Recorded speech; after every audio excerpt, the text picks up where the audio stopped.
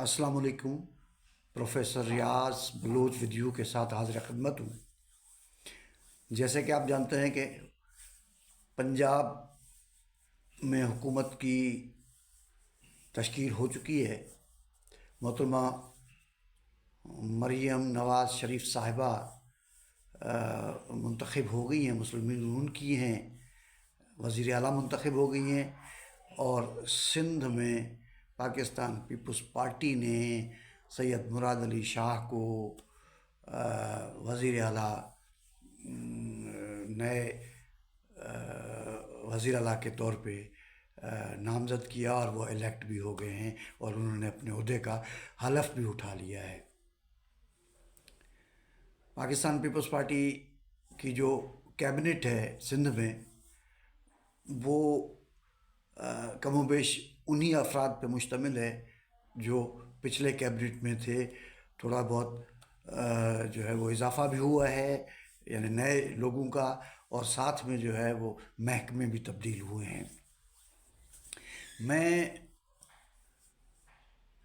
Sindh assembly के अंदर दो जो शख्सियात हैं उन्होंने जो गुफ्तगू की है उस पर बात करूँगा, और मुस्तकबिल में पाकिस्तान पीपल्स पार्टी के सिंध हुकूमत को किन किन मुश्किलात का सामना करना पड़ेगा उस पर भी थोड़ी बहुत बात रखूँगा। सबसे पहले तो सबसे उम्र रसीदा जिन्होंने 73 के आइन के तश्कील में जिनका किरदार था, जो मुतअद्दिद बार सिंध के वज़ीर आला मुंतखब हो चुके हैं, मुतअद्दिद बार जो है वो दीगर अहम पीपल्स पार्टी के ओहदों पे रह चुके हैं, उनके ख़िताब पे बात होगी। पहले सैयद कायम अली शाह साहब, उन्होंने पाकिस्तान पीपल्स पार्टी के जो साबिक जो रोल है, जो तरक्की में पीपल्स पार्टी की सिंध हुकूमत में जो पार्टी है और जो सिंध हुकूमत है उसकी तरक्की के जो के हवाले से बात की, और बहुत सारी मिसालों के साथ जो है वो बताया कि सिंध हुकूमत जो है वो किस तरह परफॉर्म करती रही है, जिसमें बहुत सारे हेल्थ सेक्टर में जो डेवलपमेंट्स हुई, जो नए हस्पताल और सेहत के अदारे बनाए, और जो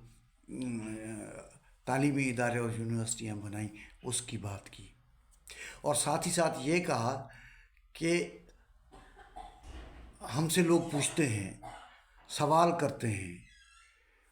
ऐसे वोट नहीं देते हैं, हमारी कारकर्दगी का जायज़ा लेते हैं, हमें हर सवाल का जवाब देना पड़ता है, लोगों के पास जाना पड़ता है और लोगों के सख्त सवालात का जवाब देना पड़ता है। और न सिर्फ लोग, वोटर्स, आवाम पूछती है,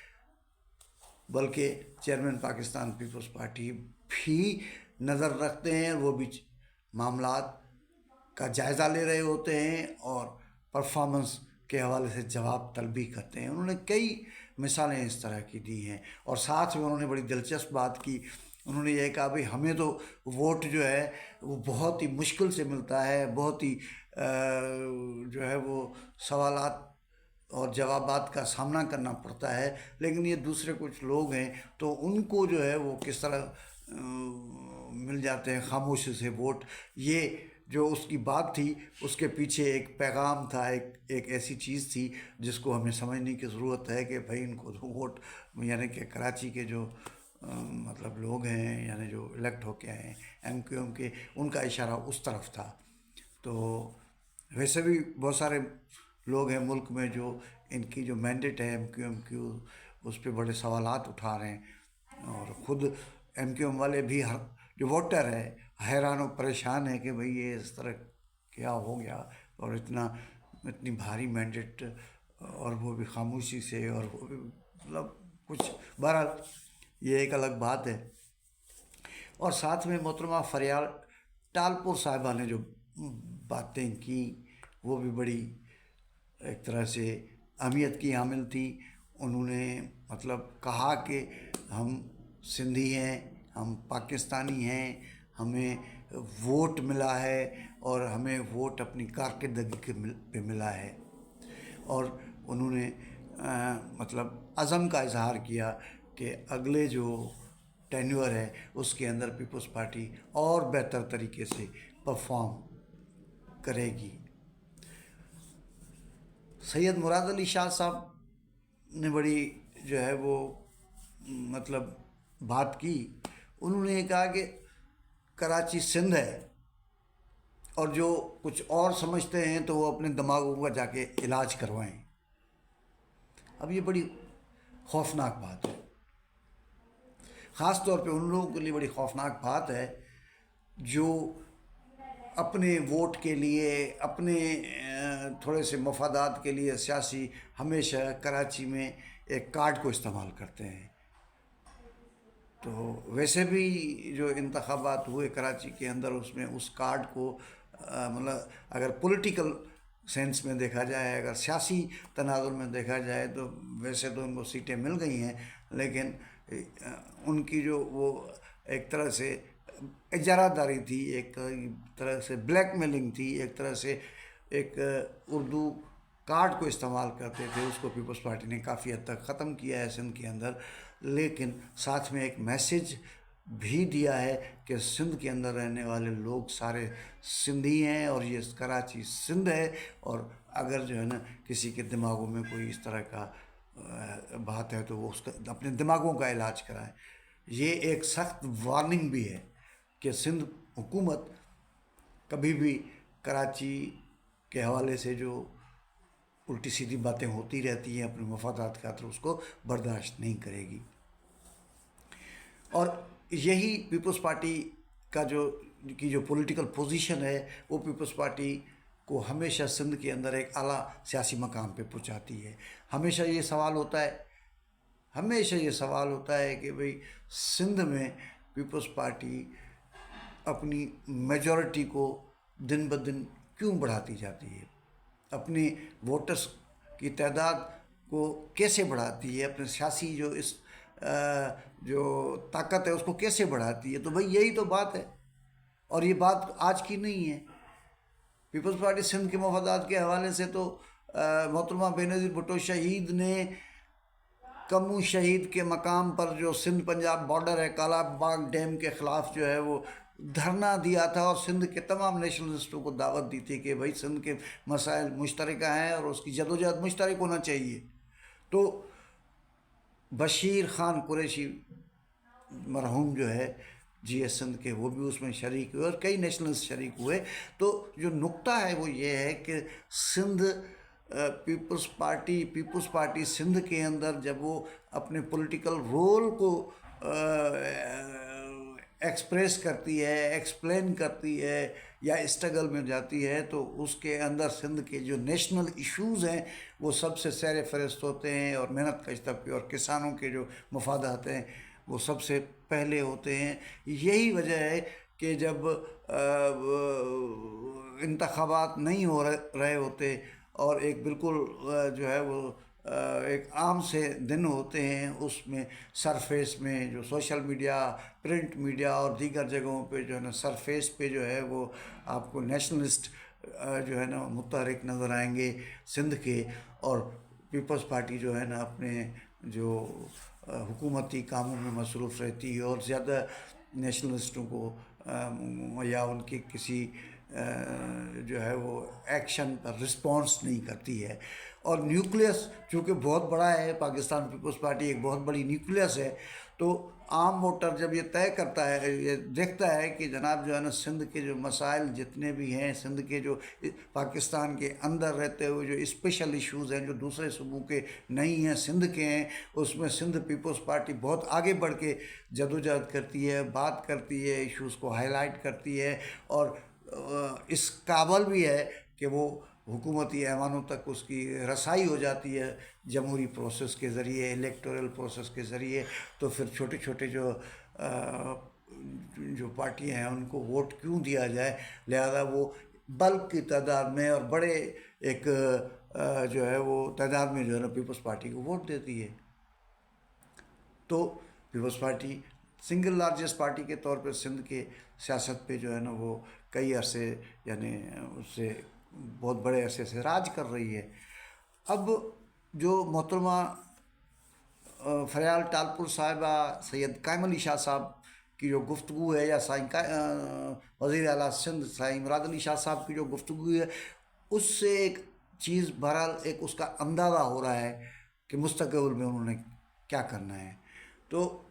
جو لگ رہا ہے وہ یہ لگ رہا ہے کہ وہ اگریسولی ڈیولپمنٹ، ایک ترقیاتی کام، انفراسٹرکچر کی بلڈنگ کی اور روزگار کے مسائل کو ایڈریس کرنے کی کوشش کریں گے،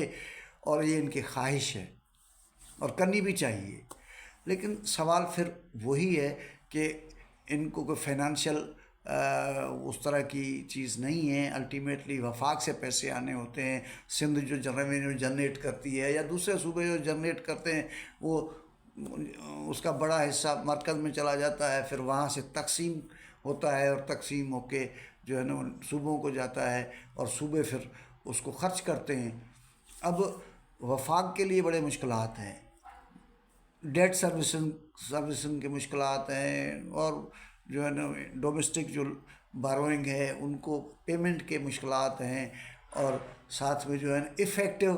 جو ریونیو کلیکشن والی بیوروکریسی ہے وہ نہیں ہے، کوئی منصوبہ بندی اس طرح کی نہیں ہے، کوئی پیسے بھی اکٹھے نہیں کر پاتے، جو اہداف ہیں اس کو بھی پورا نہیں کر پاتے، اور پھر ساتھ میں جو ہے وہ جو دیگر اداروں کے جو بجٹ کے معاملے میں جن کا کوئی کمپرومائز نہیں ہے، اور الٹیمیٹلی بڑا بجٹ ادھر بھی چلا جاتا ہے۔ تو اس سارے سیناریو جو ہے اس کے اندر سندھ کو پیسے کتنے مل رہے ہیں، ان کی خواہش اپنی جگہ پہ، ان کی جدوجہد اپنی جگہ پہ، ان کی جو ہے نا نیک نیتی اپنی جگہ پہ، لیکن ریئلٹی میں یہ ہے کہ وہ پیسے جب نہیں آئیں گے تو ادھر خرچ نہیں کر پائیں گے، اور وہ جو ان کی ایک مسائل کو حل کرنے کی جو خواہش ہے وہ شاید اس طریقے سے پوری نہیں ہو سکے۔ لیکن اس کے باوجود ان کو یہ چاہیے کہ جو سندھ کو جو ایک صوبے کے طور پہ جو آئین کے اندر اور قانون کے اندر جو اختیارات ہیں ان کو استعمال کرتے ہوئے عالمی سطح پہ جو ہے وہ معاہدے کریں، اور عالمی سطح پہ اور ملکی سطح پہ جو تجارتی جو ادارے ہیں ان کے ساتھ معاہدے کریں، اور ایک طریقے سے جو ہے جو سندھ کے ریسورسز ہیں ان ریسورسز جو نیچرل ریسورسز ہیں، جو دیگر اس طرح کے ریسورسز ہیں جہاں سے پیسے جنریٹ ہو سکتے ہیں، ان کو اگریسولی وہ معاہدے کریں، اور اس کی طرف جو ہے وہ ایک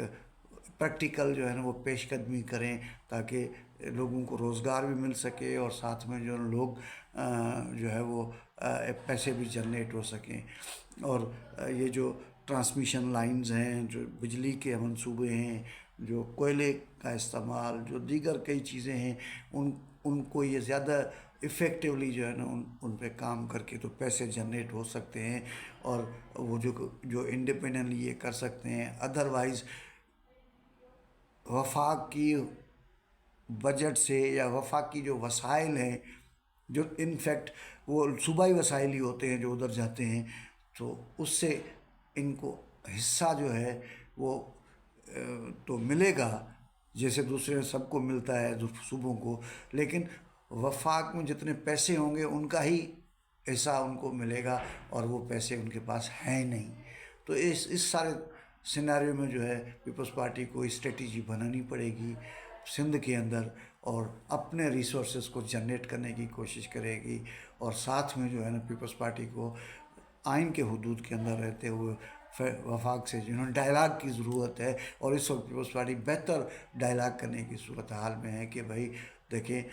ہم نے اپنے لوگوں سے جو وعدے کیے ہیں ان وعدوں کو پورا کرنا ہے، لہذا جہاں جہاں وفاقی بجٹ میں جن شعبوں میں کٹس لگ سکتے ہیں وہ کٹس لگائے جائیں، اور وہ پیسہ جو ہے نا صوبوں کو دیا جائے، اور جس میں سندھ صوبہ کا بھی حصہ ہوگا، تو اس طریقے سے معاملات کو آگے بڑھایا جا سکتا ہے۔ اس ولاگ میں اتنا ہی کافی، اگلے کسی ولاگ میں کسی نئے موضوع کے ساتھ حاضر خدمت ہوں گے۔ بہت شکریہ، اپنا خیال کیجیے گا، تھینک یو ویری مچ.